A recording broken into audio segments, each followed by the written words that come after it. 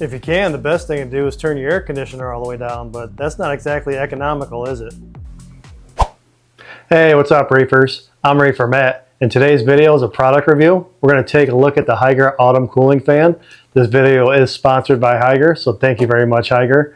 My tank was overheating in the summer. It was getting up to around 82 degrees, and I needed some help, so got in touch with Hygger, and they sent me out this fan. So I'll show you how it's been working out for my tank, and maybe it'll help you out too. Let's have a look.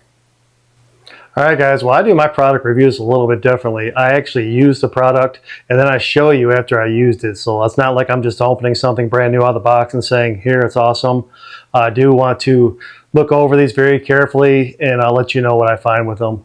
However, with this item, when I first got it, the cord that they give you a little look right here, the USB cord, it's kind of short. It wouldn't plug all the way in. See this? So that was an issue that I had right out of the box.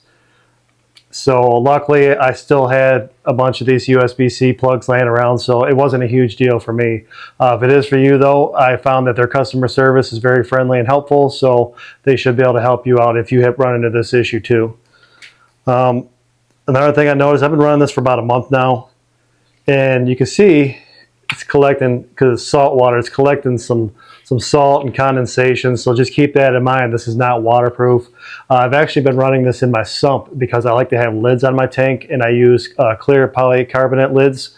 So I'll show you where I have this in my sump rather than having it on top of the tank. Another feature I like about this is this is actually a light. So at first I'm like, what do I need a light for? I just need, I just need the fan. Where I have this, it's actually very helpful because I have it in my sump. So if I want to see inside my sump, maybe clean it out or something, this worked really good with that. And here's the reason why I needed the fan to begin with. This is my SBS tank, and it was overheating here a little while ago, and I needed some help. All these lights and equipment, they all add heat to the water, and if it's already hot, it doesn't help. So I needed a fan to cool it off, and luckily Hygger hooked me up with that. As you can see, I still have this awesome gyre here, which is really helping with the flow in the tank. And that was kind of one of the reasons why I needed that fan too, because the more things you add to your tank, the more heat that's going to be generated.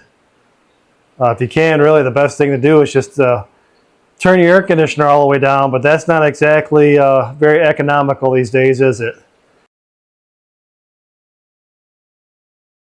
Because as you can see up top here, I have lids on my tank for two reasons.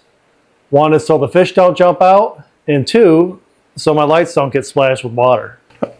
Alright, so let's go over some of the features of this fan here. I do have it plugged in. You can see it's not a backlit display, it's just a regular LCD screen. Right now it's at reading 75. You can set, this is a thermometer, you can set this to come on at a certain temperature if you want. I just set it low and have it running all the time for my tank, but it's your preference. There's also 3 different fan speeds. So right now it says 75. Here's the temperature probe. I'm going to warm it up. I think I had to set to 77, but my tank is always higher than 77. And this should kick the fan on. Also on the front there's a little louver here, and you can direct this where you want it to go, up or down.